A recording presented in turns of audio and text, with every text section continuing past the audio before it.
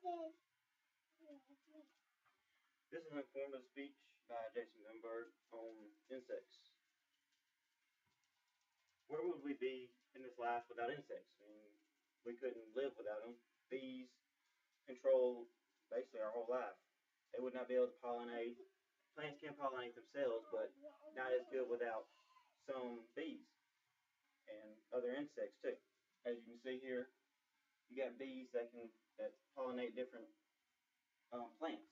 You also have other insects, but it's mostly honeybees and other sorts of bees. There are at least 10,000 species of bees. They were not originated in North America. They came from Europe. The Indians called them the white man's flies. There was nothing different about them.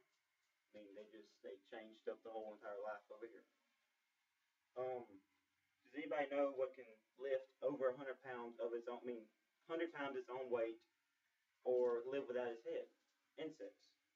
And we're going to go into detail of the ant. The ant's life is kind of like human civilization. They live in colonies. They've always been together. They work in groups, and they have leaders. If an ant goes into a house and they find something they like, food they like, they'll leave a scent as they come out the house so they can follow it back in. And if an obstacle gets in their way, they'll have one ant who will go around it and find the way, and he'll leave his scent to follow. As you see, the ants work together on this leaf, they break it apart, and then they carry it. Um, if the female queen dies, another male ant, if there's no other females in the hive, in the ant bed, then a male will generate female organs and become the queen until they can find another female.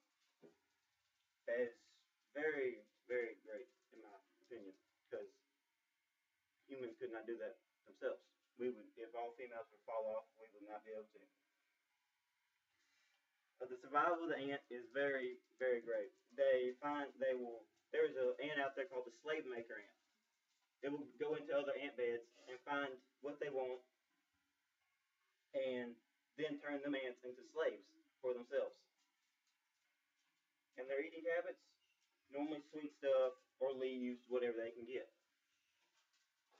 And now we'll talk about the other side of insects, flying insects, such as bees. Bees' habits are, there's people still out there trying to study bees, trying to find out what they want. You have dances, their lifestyle, each dance stands for a different thing for them. They cannot communicate through their antennas like ants. So they use dances. They have different dances to tell where the flowers are, the nectar that they survive on, so they can eat, and each thing. They have mating dances. People believe that if you an ant can be, I mean, a bee can be killed if the stinger stings you. That is not true. Not all bees can die if you get stung by them.